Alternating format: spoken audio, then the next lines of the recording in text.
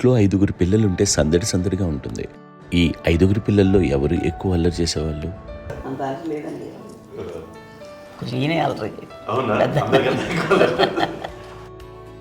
అమ్మ ఇక్కడ ఒకటి అల్లరికి, హుషారుకి, చలాకితనానికి, చిలిపితనానికి ఆ తేడా తెలుసుకుని చెప్పమ్మా.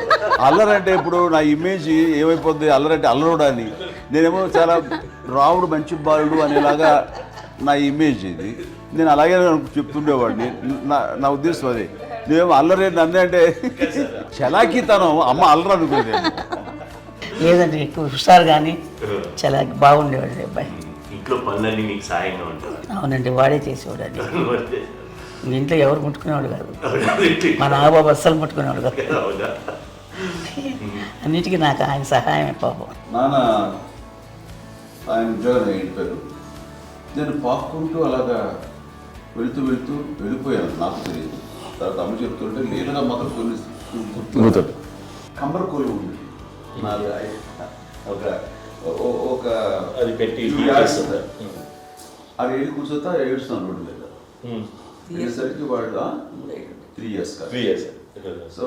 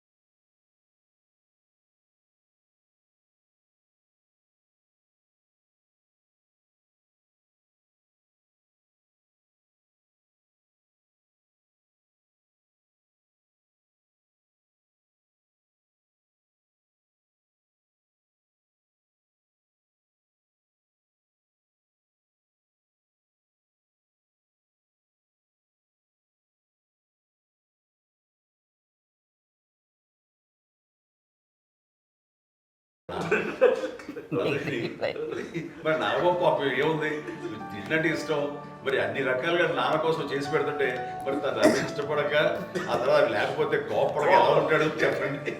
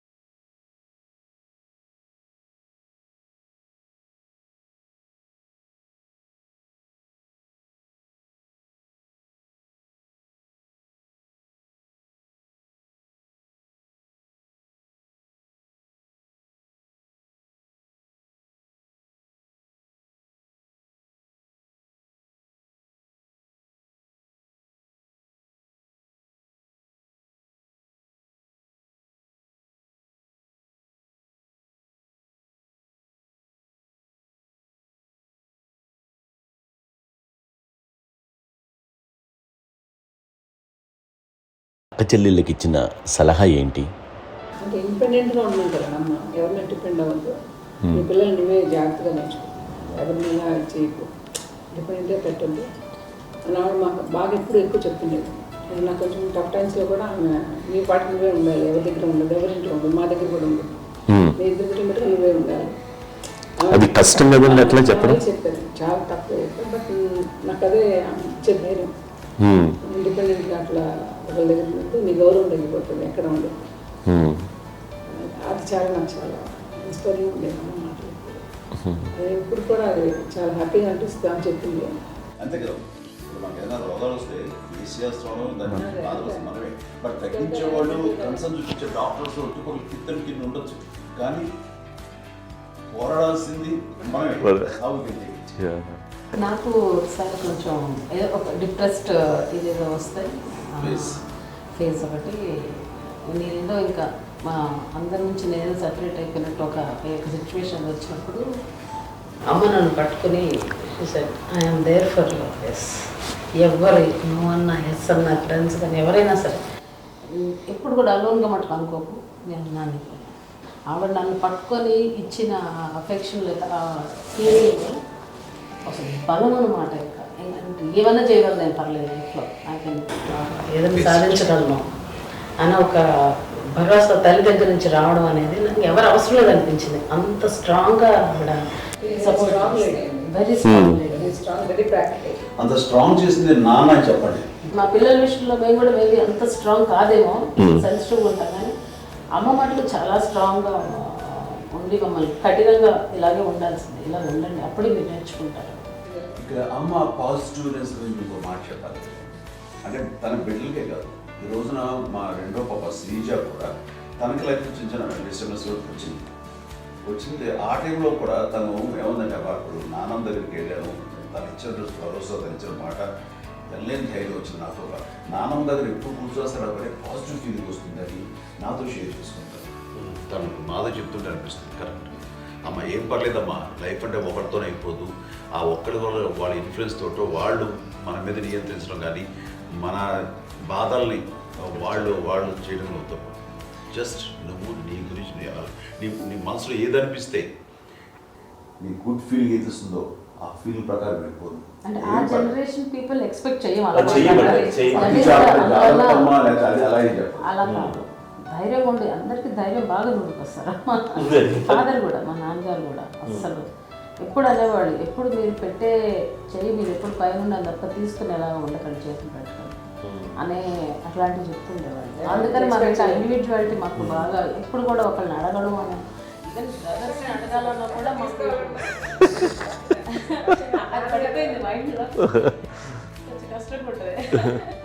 సో నాకు అంటే ఆవిడ మా అమ్మ ఏదన్నా కొంచెం డిప్రెస్ అయినా నేను చాలా ఎక్కువ అమ్మకి షేర్ చేసుకుంటే, అన్నయ్య కూడా లేడు.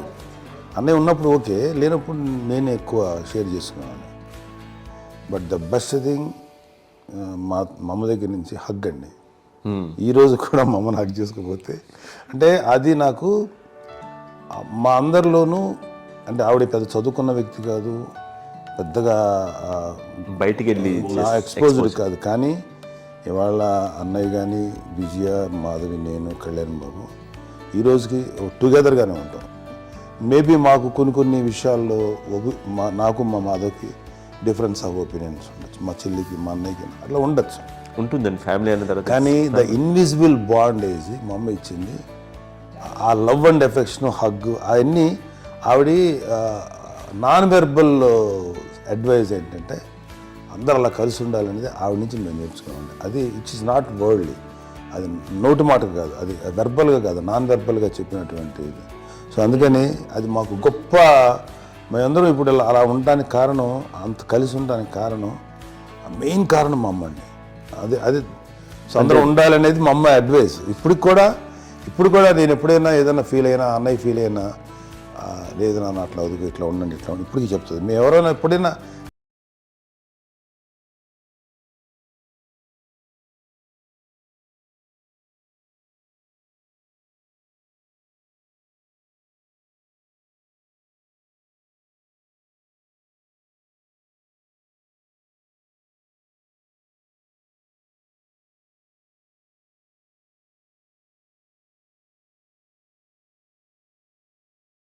చెప్పాలంటే మీ అందరికీ ఆవిడ ఒక వైఫై లాంటిది. yes you can say that, yes ఇంకొక అడ్వైజ్ కట్టండి, అమ్మ విషయంలో నేను గొప్పగా ఫీల్ అయ్యేది, కానీ చాలామంది పెద్దలు రిటైర్ అయిపోయి విశ్రాంతి తీసుకుంటున్నటువంటి పెద్దలందరూ కూడా ఆచరించే విధంగా ఒక విషయాన్ని నేను గమనించాను. ఇప్పుడంటే నా దగ్గర ఉంటుంది కాబట్టి ఉన్నాను. అమ్మ విడిగా ఇంకొక ఇంట్లో ఉండేది, ఇన్ని సంవత్సరాలు నాన్నగారు దూరం అయిన దగ్గర నుంచి ఉండేది. అన్ని సంవత్సరాలు ఒంటరిగా ఉండి నన్ను బిడ్డలందరూ ఎవరు మానవులు వెళ్ళిపోయారు, నేను ఒంటరి అయిపోయాను అన్న ఫీలింగ్ అమ్మకు ఎప్పుడు ఉండేది కాదు. తర్వాత బిడ్డలు వాళ్ళ టైం బట్టి వచ్చి చూసుకుంటూ సరిపోతుంది. అది వారమా, నెలక, 2 నెలక, అసలు ఒకసారి రాలేని పరిస్థితిలో ఉంటుంది 5-6 నెలల పాటు. ఇదే ఊళ్ళో ఉండి పక్క వీధుల్లో ఉండి ఎవరి పనులు వాళ్ళు బిజీగా ఉండి, ఎవరి షూటింగ్ వాళ్ళు బిజీగా ఉండి, ఎవరి ప్రొఫెషన్లో వాళ్ళు బిజీగా ఉండి, ఎవరి ప్రొఫెషన్లో వాళ్ళు బిజీగా ఉండి, తన సంసారం తను బిజీగా ఉంటాను. ఒకసారి అమ్మ ఏమీ ఫీల్ అయ్యేది, ఏంటమ్మా రావట్లేదు, అసలు పట్టించుకోవట్లేదు ఏంటి అంటే అంతేలేమ్మా అని ఇలాంటి నిరసన మాటలు కానీ, ఈసరింపు మాటలు కానీ, లేకపోతే న్యూనతాభావం కానీ ఇలాంటివి ఎప్పుడు అమ్మకు లేవండి. వచ్చారు అబ్బాయి ఏం చేసి పెట్టడా చెప్పండి అంటూ చాలా పాజిటివ్ ఉండి ఇప్పటికీ కూడా తనకు సపరేట్ కిచెన్ ఉంది మా ఇంట్లో. ఎంతో ఉంటుంది వేరే కిచెన్. ఎందుకంటే అమ్మకి మోస్ట్ స్ట్రెస్ బస్టర్ వచ్చేసినా లేకపోతే ఏదో రిలీఫ్ ఏంటంటే తన కిచెన్లో కూర్చొని వండుకుంటాడు, వండి అందరికి పెట్టాం. ఇప్పటికీ కళ్యాణ్ బాబు అక్కడక్కడ తిరిగేసి ఎక్కడెక్కడో చేసి నిరసన చేసి అన్ని రకాలే చేసి వస్తే అమ్మకి చాలా జాలి. ఆడేదో ఇంకా మేము గుడ్లా కష్టపడుతున్నాం కానీ ఆడి ఎంతలో వెళ్ళేదో మీ టీవీలో వాటిలో అది ఎక్కువగా చూపించేసరికి వాడే కష్టపడతారు, మేము కష్టపడలేదు ఫీల్ అమ్మకి. అందులో వాడు రాగానే ఎలా వచ్చావా అని అమ్మ ఎక్కడ కళ్యాణ్ బాబు అంటే ముందు అమ్మన్నారు కానీ ఎక్కడ కళ్యాణ్ బాబు తను ఎక్కడ ఉంటాడు ఏ ఉంటాడు తెలుసు. అది తెలిసిన తర్వాత ఎక్కడ తను వాడికి ఇష్టమైన బిర్యానీ అవి చేసి చక్కగా పంపించి అన్నీ చేస్తుంటాడు. అట్లాగా బిడ్డలకి పెట్టడమే తప్ప బిడ్డల నుంచి ఈ వయసులో ఎక్స్పెక్ట్ చేయడం లేకపోగా కొంచెం పట్టించుకోవట్లేదు అనే ఒక న్యూనత భావంలోకి వెళ్ళిపోయి సైకలాజికల్ డిప్రెస్ అయ్యే మదర్ మొత్తం కాదు. ఆ రకంగా మాకందరికీ భరోసా. మేము కూడా పెద్ద అయినా బిడ్డలు వాళ్ళ ప్రవృత్తి ఉద్యోగరీత్యా వాళ్ళు వృత్తిరీత్యా వాళ్ళు దూరం అయిపోయి మనల్ని చాలా కమ్యూనికేషన్ గ్యాప్ వచ్చినా సరే బిడ్డలు నాకు దూరం అయిపోయి పట్టించుకోవట్లేదు. ఇలాగే చూసావా వెళ్ళి ఎంత ఇదిగా ఉదయ్యేవాళ్ళు గురించి ఇప్పుడు ఏమైపోయాను అన్న ఇంత కించెం బాధపడలేదు వాళ్ళకి అంటూ నెగిటివ్ సైడ్ ఆలోచించే విధానం లేనే లేదు. అది మా అందరికి ఎంత కంఫర్టబుల్ అంటే అంత అయితే కాదు.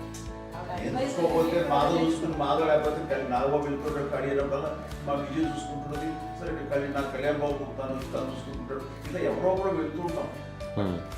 అమ్మ మాత్రం అది వెరీ గుడ్ హెల్దీ. నేను చాలా మంది తల్లిదండ్రులు చూశాను, అవును, వాళ్ళు చాలా ఇబ్బంది పడుతూ ఉంటారు.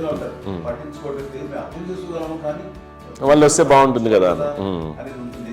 ఫీల్ అవుతారు. అవును, అలాంటి ఫీల్ ఏం లేదు. పైగా బిడ్డలు వస్తే వాళ్ళు ఏం చేసి పెట్టాలా అనే ఆలోచన. అది వెరీ హెల్దీ. చాలా మంది ఆచరించాల్సిన గొప్ప విషయం అనుకుంటాను. చిన్నప్పుడు అన్ని ఆనందాలేనా, మర్చిపోలేని దుఃఖాలు కూడా ఏవైనా ఉన్నాయా? అమ్మ చెప్పాలంటే ఓపికకి, గృహిణిగా తన బాధ్యతలు నిర్వర్తించడానికి అండ్ అన్ని రకాలుగా టేకింగ్ కేర్, దీనికి ఒక మంచి ఉదాహరణ నేను చెప్పగలను. అది తలుచుకోవడం నాకు చాలా ఉద్యోగంగా ఉంటుంది, నాకు చాలా ఖండితలు వచ్చేస్తుంది. అమ్మకి మేము 5 బిడ్డలు అండ్ పురిట్లోనూ 1 year పెరుగో 2.5 years పెరుగో 3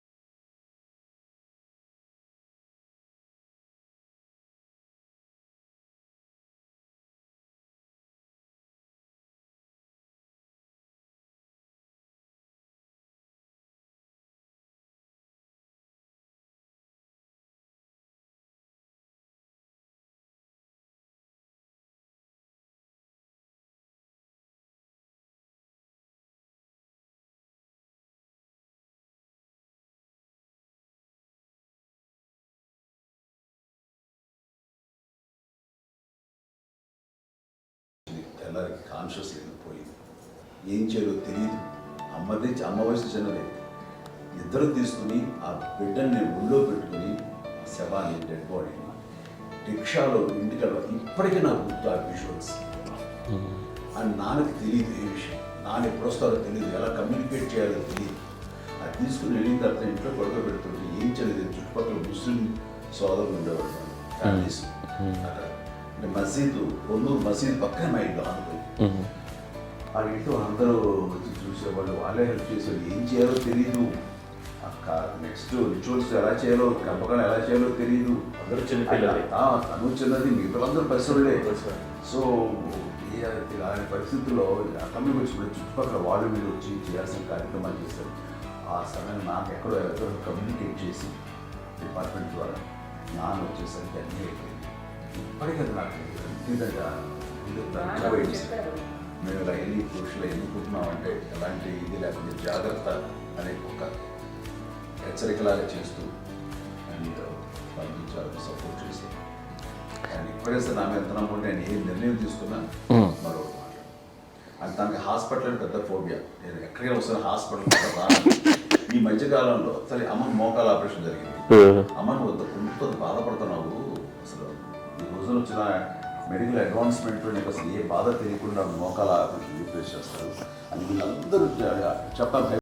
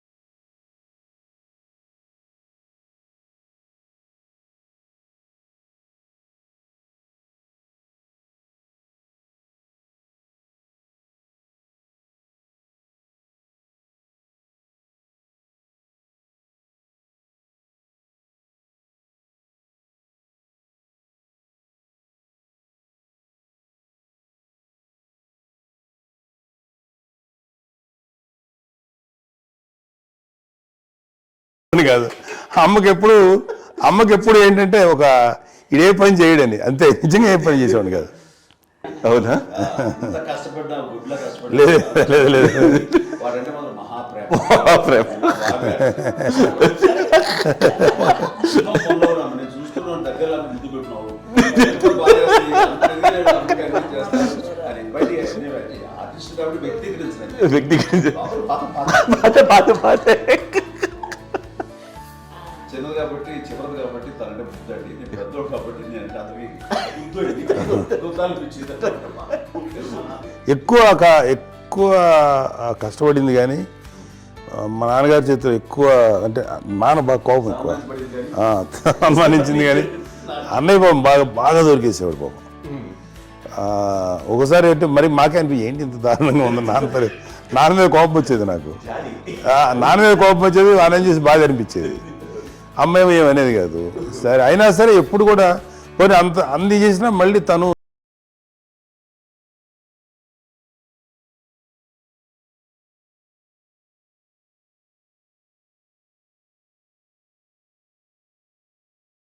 అంటే సూపర్గా ఒక నిదానంగా ఉంటాడు అంటారు. బట్ అన్నయ్య దాని జస్ట్ ఆపోజిట్. యూజువల్గా ఆఖరి పిల్లలు హైపర్ యాక్టివ్ ఉంటారు, అన్నయ్య పుట్టడమే భయంకరమైన హైపర్ యాక్టివ్. ఒకప్పుడు అమ్మాయిల్ని ఎక్కువగా బయటికి పంపించేవాళ్ళు కాదు, అబ్బాయిల మీద కూడా అనేక ఆంక్షలు ఉంటూ ఉండేవి. మీ పిల్లల్ని అలా ఆంక్షల మధ్య పెంచారా, లేకపోతే పూర్తి స్వేచ్ఛనిచ్చారా? అంటే మాకు మా నాన్నగారు కానీ మా అమ్మగారు కానీ అండి మాకన్నా చాలా బ్రాడ్ మైండ్ ఉన్న వ్యక్తులండి. ఎందుకంటే పిల్లలు ఎక్కడైనా బయటికి వెళ్తే ఇప్పుడు మేమైతే భయపడిపోతాం. మా విజయ్ కానీ మా చిన్న చెల్లి అన్నయ్య నేను అందరం కూడా ఇవాళ ఉన్న పరిస్థితిలో వాళ్ళు ఎప్పుడు భయపడేవాళ్ళు కాదండి. ఎక్కడికి వెళ్తాను వెళ్ళనిచ్చేవాళ్ళు, లేట్ అయినా అసలు ఏమనేవాళ్ళు కాదు. లేకపోతే ఏదైనా మోటార్ బైక్లు వేసుకున్నాం, లేకపోతే కారులో ఎట్లా పడితే ఎట్లా వెళ్ళినా సరే ఏమనేవాళ్ళు కాదు. వాళ్ళు తెలియకుండానే మాకు ఒక ఫ్రీడమ్ ఇచ్చారండి. సో దట్ అదే ఆ ఫ్రీడంలో భాగమే అన్నయ్య కానీ ఇండస్ట్రీకి వెళ్ళాలంటే కూడా ఒక వ్యక్తి ఒక కొడుకు ఒక గొప్ప కెరీర్ని పర్సూ చేసుకుంటూ వెళ్తున్నప్పుడు నాన్నగాని అమ్మగానే ఓపెన్ మైండ్ తోటి అసలు నువ్వు వెళ్ళినా ఎంతకాలం వెళ్తావచ్చు, నువ్వు ప్రయత్నించని చెప్పి అలా వదిలేశారండి. అన్నయ్య కూడా ఏంటంటే మోస్ట్ రెస్పాన్సిబుల్గా వెళ్ళి చాలా మేజర్ అమౌంట్ అన్నయ్యకి కూడా పెద్ద అమ్మకు వందలు ఇచ్చేది కాదు. కరెక్ట్గా ఆ ఇన్స్టిట్యూట్లో చదువుకునేటప్పుడు ఎంత ఇవ్వాలో కరెక్ట్గా ఇచ్చేది. తనకి ఎక్స్ట్రా ఖర్చు పెట్టుకుంటే అంటే అట్లా ఉండేది పరిస్థితి. అంతే కదా, అంత జాగ్రత్తగా అన్నయ్య కూడా అంత రెస్పాన్సిబిలిటీగా రెసిప్రోకేట్ అయ్యి చేసి అందువల్ల మా అమ్మ నమ్మకం చూడాలి, మా అమ్మగారి మా నాన్నగారి నమ్మకాన్ని అన్నయ్య ఎప్పుడు అది వాడు ఇంత నమ్మకానికి 10 times ఇచ్చాడు. ఏ వయసెస్ వైపు కానీ ఏ అలవాట్ల వైపు కానీ ఎందులో ఇండల్జ్ అవ్వకుండా నాకు నేనుగా నియంత్రించుకుంటూ సరైన మార్గంలో వెళ్ళేలాగా నాకు వెళ్ళడానికి లోపల ఆ స్ట్రాంగ్ థాట్ అడగగానే వాళ్ళు రెసిస్ట్ చేస్తే ఇచ్చారని ఆపేశారు అని ఏదో చిన్న రిలక్టెంట్ ఫీలింగ్ ఉంటుంది. వాళ్ళ మీద చిన్న కోపం నిరసన ఉండేది. వాళ్ళు అలా లేకపోవడానికి వాళ్ళు వెంటనే అడిగిన వెంటనే జాగ్రత్త అనే నిర్ణయం అనేది కానీ జాగ్రత్త అని హెచ్చరిక చేయడంతో నాకు మరింత బాధ్యత తిరిగి గుర్తు తిరిగి నేను నడుచుకుంటూ వెళ్ళాను. కాబట్టి అది నాకు ప్లస్ అయింది వాళ్ళ దగ్గర. అంటే మదర్ అంటే తల్లి అనే కాదు, మదర్ ఫిగర్ ఎవరైనా సరే అది నానైనా తల్లితో సమానం అనుకుంటాను. నాగో చెప్పినట్లుగా అట్లాగా అలిసిపోయి వచ్చిన నాకు కాళ్ళు నొక్కుతుంటే నాకు భయం వేసేసేది. ఆ తర్వాత పడుకో గదవాయించేవాడు, అది కూడా కోపం. అంటే ఉదాహరణ అంటే మళ్ళీ అదే నాకు తిడతారు, ఎందుకు కాలు పడుకుని ఎక్కడ నిద్ర వస్తుంది నాన్న. సో ఆ రకంగా నాన్న తన ప్రేమను చూపిస్తుంటారు. ఆ తర్వాత గోండా టైప్లో కూడాను నేను ట్రైన్ కింద వెళ్తుంటే నాన్న అక్కడే ఉన్నారు, రాజమండ్రి దగ్గర ప్రాంతంలో. ఆయన చాలా కోపం చేస్తుంది, ఇలాంటి చేస్తుంటావు నువ్వు, ఏదైనా అయితే ఏంటి అది చెప్పి. ఏం పర్లేదన్నా ఏమవుతుందో అన్ని రకాల సేఫ్టీ అన్ని రకాల జాగ్రత్త తీసుకున్నాం. ఈ రోజు ఉన్నంత సేఫ్టీ అప్పుడు లేదు. అయినా సరే రేపు పొద్దున నీ కొడుకులు ఇలాంటి పరిస్థితుల్లో నీకు తెలిసి వస్తారు అప్పుడు అనేవాడు. ఎన్నిసార్లు ఆ మాట అనేవాళ్ళు. నాకు నిజంగానే మగధీర టైంలో గుర్రం ఎక్కుని ఆ రోడ్డు మీద పడిపోయాడు అని అన్నప్పుడు అక్కడ ఆ ఫస్ట్ టైం ఆ ఫీలింగ్ కలిగింది. అలాగే పీటర్ హెయిన్స్ అనేవాడు ఫస్ట్ మగధీరలో జంప్ చేస్తారు, మోటార్ బైక్ జంప్ చేసినప్పుడు ట్రైల్లో పీటర్ హెయిన్స్ అంత హైట్ నుంచి 20 feet 25 feet హైట్ నుంచి పడిపోయి మొత్తాన్ని బోన్స్ని ఇరగొట్టుకుని వాడు 7 నెలలు ఇప్పుడు హాస్పిటలైజ్డ్. అది వీడైతే ఏమో తలుచుకుని భయం వేసేసేది. అప్పుడు నాన్న గుర్తుకు వచ్చేవాడు, ఓహో వాళ్ళ టెన్షన్ ఇంతే లేవు, మనకి మన కొడుకు వస్తే తెలియదు ఈ మాట నాన్న ఎప్పుడు అన్నారని అనిపిస్తుంది. Sweet memories. అత్త కోడళ్ళ మధ్య అనుబంధం ఎలా ఉంటుంది? సురేఖ్ గారితో మీకున్న అనుబంధం గురించి చెప్తారా? మాకండి కోడలు కాదండి, నా కూతురండి.